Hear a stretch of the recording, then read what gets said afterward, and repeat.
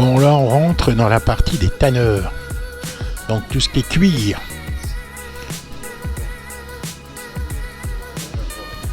Et ça, c'est pas du faux. Hein. C'est pas du Made in China.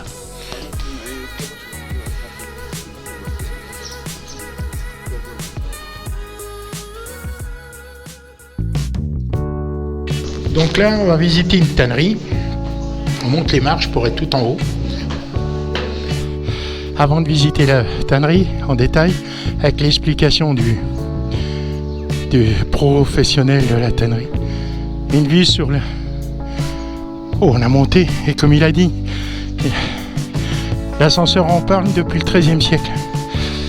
Donc on va avoir une explication en détail, mais pour l'instant, on peut avoir une super vue du haut des tanneries. Alors, j'aime bien parce qu'il donne une feuille de menthe. Une feuille de menthe, ça pue tellement quand on respire la menthe et puis ça sent plus. Alors, avant de tout, soyez le bienvenu. Celui-là, c'est la plus grande et la plus ancienne tanneur du Maroc qui s'appelle Chouara et qui ça date au XIe siècle. Très connue dans tout le monde car elles sont traitées le cuir à la manière traditionnelle, comme les grands-parents, génération après génération. Toujours, elles sont utilisées même technique traditionnelle, ça veut dire avec des produits naturels et sans machine. Pour ça, cette tannerie classée comme un témoin international par l'UNESCO et contrôlée en même temps par l'État marocain. Elles sont traitées 4 sortes du cuir, vache, chèvre, mouton et dromadaire. Les premières étapes, toujours dans les bassins blancs, il y a 2 étapes normalement. Sont utilisées du lot et de la chaux comme une vieille technique pour relever les poils. Et cette étape, ça dure 2 semaines exactement. Après ça, ils sont nettoyés le cuir dans la machine à laver et préparés. Nouveau liquide contient du lot et de la viande de pigeon, la crotte de pigeon naturelle qui sort du acide, c'est ammoniac pur. C'est meilleur dans le monde pour supplier le cuir et ça joue le rôle compilation naturelle pour le cuir car ça dégage automatiquement la graisse à l'extérieur de la peau. Après ça, sont lavé le cuir pour la 2e fois et directement, ils sont mis le cuir dans les bassins crème là-bas. Ils sont préparés le cuir pour la coloration. Alors ils sont utilisés du lot et le sang du blé. L'extérieur du blé, c'est comme vieille technique pour relever l'odeur du cuir, mauvaise odeur du cuir, et en même temps préparer le cuir pour la coloration. Après les 3 étapes, elles ont commencé la coloration, tannage du cuir avec des couleurs à base naturelle et à la main. Pour ça, vous voyez les gens sont travaillés dans les couleurs sans protection, sans les gants, sans bottes, sans des bottes. Ça veut dire des couleurs 100% naturelles. Par exemple, le marron, c'est le bois du tuya. L'orange, c'est les feuilles du henné. Le noir, c'est les pierres du khoul. On a du mascara au Maroc. Le rouge, là-bas, c'est du coquelicot. Normalement, couleur plus chère, c'est le jaune, qui sont colorés à la main dans les terrasses. C'est du safran naturel. Après 3 mois de dur travail dans la tannerie, dernière étape, ils sont séchés le cuir, qu'on voyait en haut. Comme dernière étape dans la tannerie. Et après ça, ils sont envoyés le cuir chez les artisans, chez la coopérative qui va transformer ce cuir-là comme des jolis articles de la maroquinerie. Ils sont fait l'exposition dans la coopérative ici. Alors j'espère mon explication est très claire et merci pour votre visite. C'est parfait. On te remercie. Avec plaisir, merci pour votre visite et bienvenue pour tout le monde. Merci beaucoup.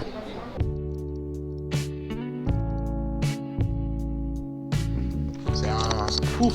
Oui, c'est pouf. Les Anglais, les Américains, ils sont croient que c'est ta maison pour chat ou chien. Normalement, c'est les poufs traditionnels. Normalement, on vend des vite comme ça, pour sera facile remporter à la maison. Je vais vous montrer comment, normalement, comme le cuir est très très souple et très doux, et la qualité naturelle sera facile porter à la maison. C'est flexible. Ah, Quand oui. vous remportez chez vous, vous l'ouvrez comme ça et vous remplissez de ce que vous avez. Soit du coton, laine, vieilles vêtements, vieilles couvre-lit, vous coupez comme des petits morceaux et vous le remplissez. Et là voilà. Normalement, les petits femmes comme ça, c'est plus pour mettre les pieds dedans. Mais plus que ça, c'est pour s'asseoir. Il y a ce modèle-là qui est brodé à la main avec cactus de la Gave. Et on a des modèles qu'on appelle tabouret. Tabouret, ça veut dire plus haut. Ça, ils sont utilisés à côté des tables. Et là voilà. Et j'ai quelque chose qui est l'art berbère. C'est plus brodé. Et normalement, comme j'ai déjà bien expliqué pour les couleurs, c'est des couleurs 100% naturelles. Par exemple, ça c'est mélange du henné et le bois de tuile.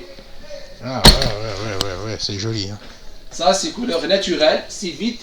Et normalement, on s'empatine avec l'huile d'olive. Pour ça se patiner le cuir, on utilise l'huile de table naturelle. Regardez, ça prend ce couleur-là naturel. Ouais. Et normalement, les modèles ronds, comme ça, c'est traditionnel, typique traditionnel. Mais les modèles modernes, c'est comme ça, carré. Et là, voilà.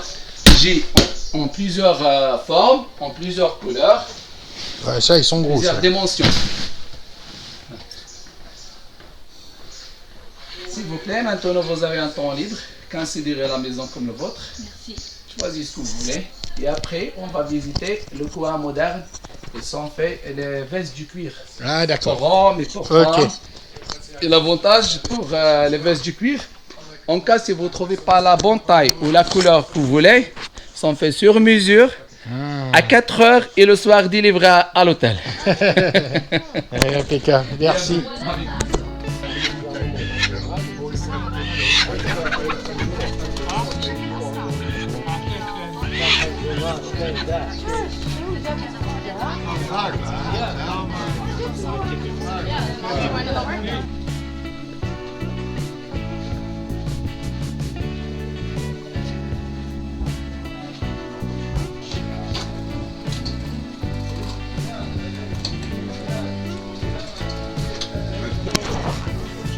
Un chemin pour aller manger.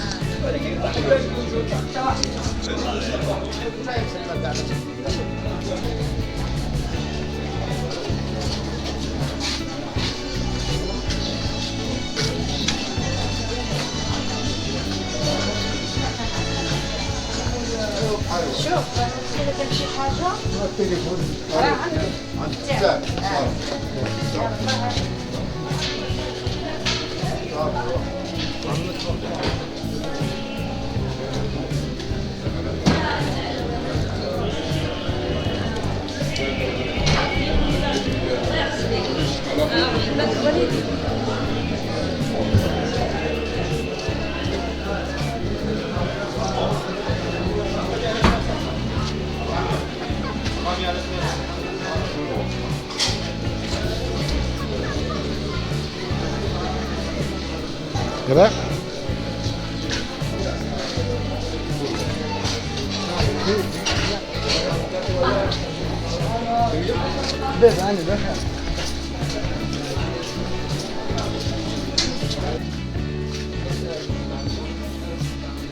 Bon, on va aller manger un peu. Un petit truc. Là, c'est sacré.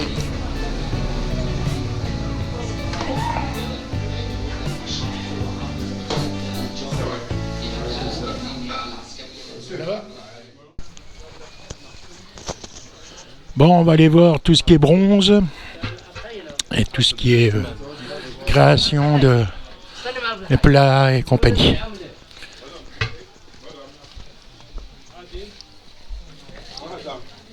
Monsieur. Ah. Excuse-moi, j'étais dans mes pensées.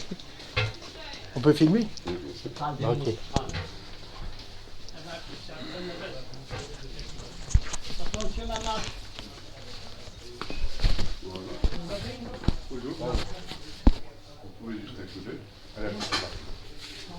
C'est super joli.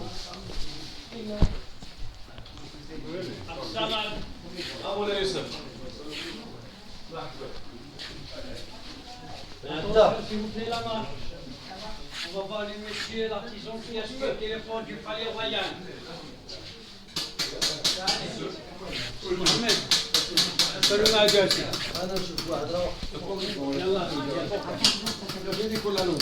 Approchez, s'il vous plaît. Je peux filmer? Approchez pour voir le travail du bronze. Regardez. On était là, vous vous rappelez, les portes du Palais Royal, regardez la même porte.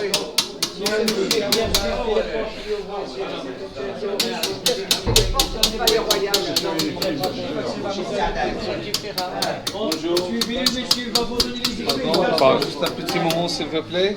Bonjour. Bonjour, je vous souhaite avec nous des bons moments. Alors aujourd'hui, vous êtes chez la famille qui sont participés à travailler les 7 portes de Palais Royal de Fès. Et là, c'était le fils de l'artisan. Jusqu'à maintenant, commencer à travailler sur la même manière, un petit burin sur un plat vierge. Et ça va commencer le travail de milieu. Et chaque jour, ça va grandir un petit peu. Pour travailler un plat comme ça, on est sert de 2 semaines de travail. Mais l'artiste, il ne peut pas travailler pendant toute la journée parce que ce type de travail, ça fatigue l'œil. 2 heures, 3 heures par jour, pas plus. Madame, regardez comment il travaille. Simplement avec la famille. Alors, regarde. La famille touchée, regarde. C'est avec le poinçon. Ouais. Et quand on termine le plateau du dessin, on a besoin de 2 martelets de bois comme ça pour donner la forme. Par exemple, ça, c'est déjà terminé. Tu as vu? Bah, on met la forme avec 2 marteaux comme ça en bois. Regardez, s'il vous plaît. Un, on sert pour le milieu. Et la deuxième, c'était pour la partie simple. Et comme ça sera pendant 2 semaines. Ah, tiens, voir. Oh, magnifique. C'est de l'art. Mais il y a d'autres matières comme ça, c'est pas la même qualité. Prenez ça dans la main maintenant pour voir la Ça, c'est différence. du cuivre. C'est de l'étang. De l'été. Ah, de l'étain, ouais. Ça devient noir et c'est un peu compliqué pour le nettoyage. Ouais, bon, Ouais. Même, c'est pas le même type de travail, c'est pas la même matière. La même même le matière. son, c'est pas pareil. Hein. Et puis, ouais, le Tu as son. vu?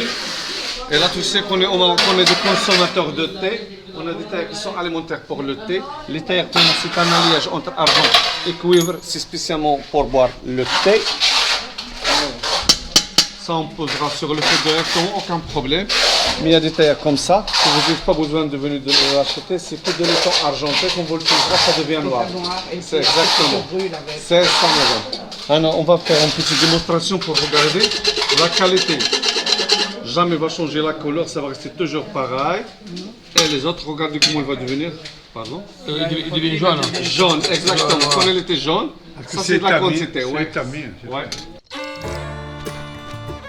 C'est le mausolée de Moulay Idriss. C'est là où est enterré le fondateur de la ville de Fès. Moulay Idriss, c'est un descendant de la prophète. D'accord? Alors là,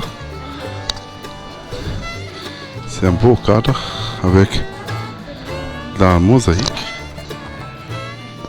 du marbre, du plâtre. Tout est fait à la main. Ça, c'est beau, hein? Donc là, elle est sur le côté du mausolée.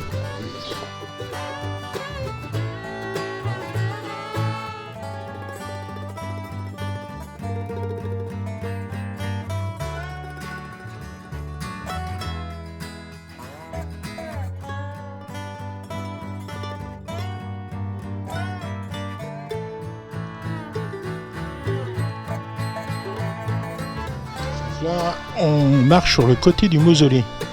Eh ben,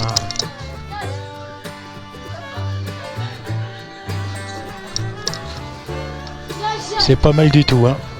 C'est mort. Oh, c'est mort.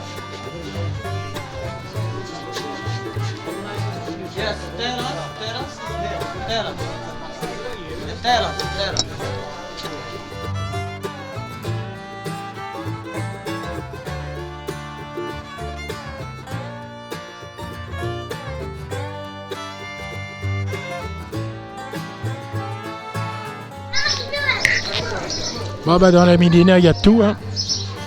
Ceux qui veulent du thon voûte, oh, et les grosses crevettes, là. Oh.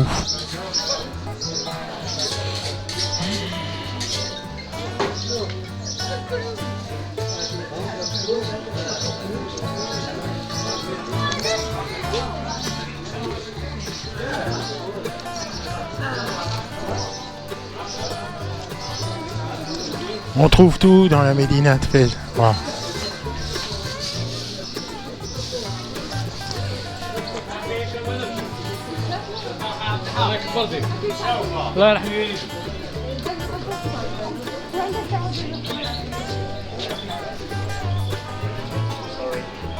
Okay, yes, okay.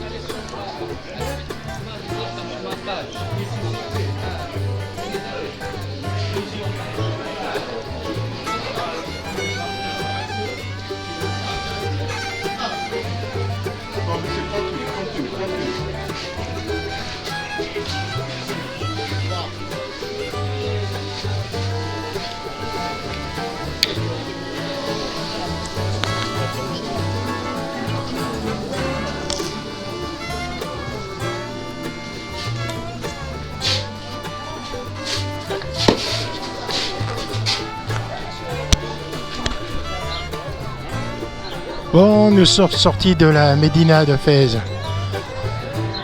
La visite de la Médina est terminée. Alors, il nous a amené, c'est bien sympa, le chauffeur en haut. Et là, on l'attend, il vient nous rechercher en bas. Parce qu'il faut remonter tout ce qu'on a descendu, ça fait beaucoup. Voilà, donc là, on est à l'extérieur du rempart de la Médina.